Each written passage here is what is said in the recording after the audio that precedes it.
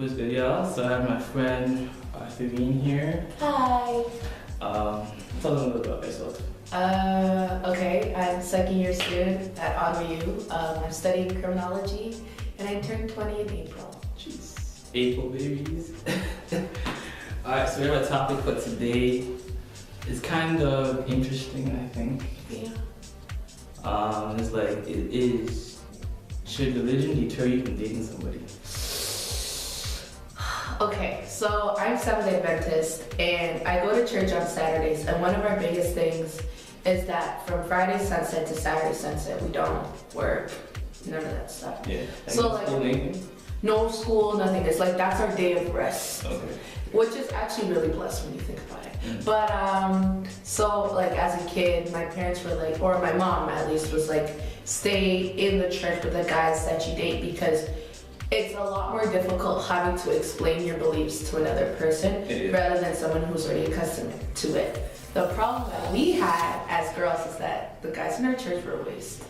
Whack.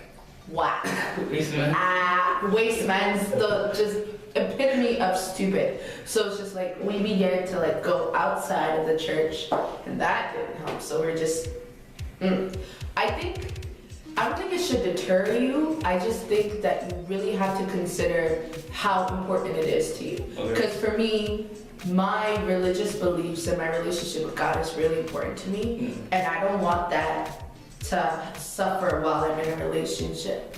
But then for someone who just believes in God, it doesn't really matter to them. So it literally just matters about if your religious beliefs are that important to you. Because some people, they were raised in, you know, a certain religion and it doesn't really mean much to them anymore. Yeah. So it's not that significant. I just feel like if you have people who are contrasting religions, or just one atheist and different religion, it's like, what are the kids gonna do? Oh, trust me, it's horrible. Because like my dad's atheist, my mom's like, my dad used to go to church back in the day, but another story for another time. But like, it's awkward because when I'm with my mom, it's wake up Saturday morning, you know, you brush your teeth, do worship, go to church, you go to church the whole day. My dad's just like, bun church, what do you mean? And we just do random stuff. So it was really awkward as a kid, you know, because I'd ask my dad to go to church, he'd say no. Ask my mom if I could stay home from church, because my dad would let me. She said, well, you're not at your dad's house. So it's difficult. So it's one of those things you always have to take it into consideration, even if you're not highly religious, your partner's religious beliefs, because it'll play into how your relationship unfolds in more ways than you think, you know? Yeah. So like in terms of, is that like your number, like one of your top 3 or so, like must-haves, or? I say he has to have a relationship with God. Okay.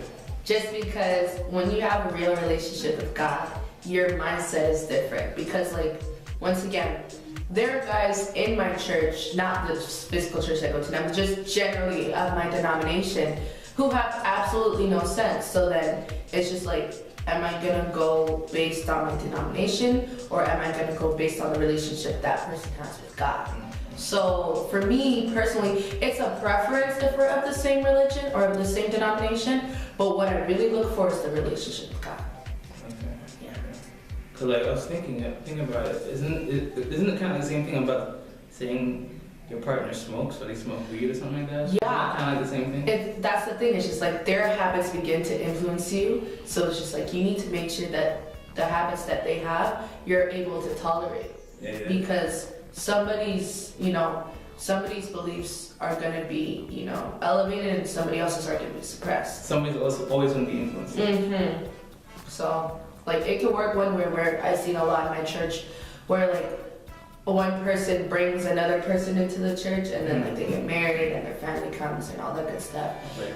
That's like a fairy tale. Yeah, the whole flirt and convert type of thing. And then on the other half, you have those who begin to date outside of the church, and then you see them slowly fall back from coming to church on a regular basis because of the other person's, beliefs or whatever. And like you were saying, with children, it's always consistency is the best way So it's just like, if you guys choose not to believe in God, then it's best that both of you don't believe in God. If you guys choose to, if a parent is Muslim, that, don't try to counteract the other person's religion. Don't try to diminish it. And once again, it's just like, you have to figure out where it lies in your priority list.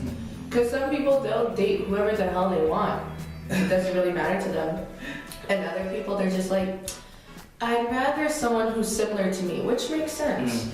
So in terms of you, like having two different viewpoints, so to speak, what made you go towards your mom's side more so? I lived with her.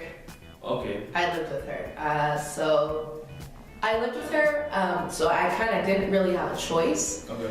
But I also made friends and I had really good experiences. And we have this it's like a cross between Boys and Girls Club and Scouts. Okay.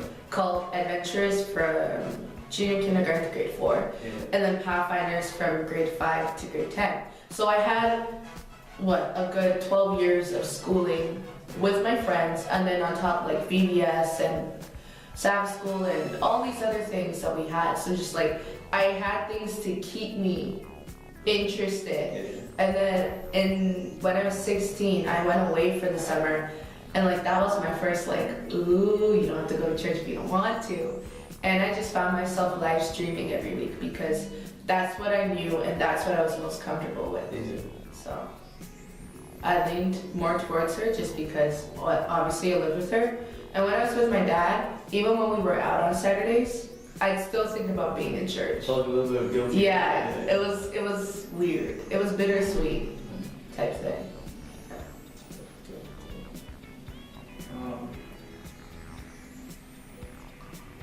So what would be your advice to people who are on the fence about that?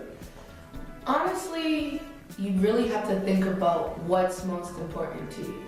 Because a lot of the times people suppress their feelings for the benefit of the other person, but it's just it's still gonna bother you. So if you know that it's gonna bother you, that you guys don't believe, what your beliefs don't fall in line with each other, then you should do your best to find someone who's kind of in the same ballpark as you.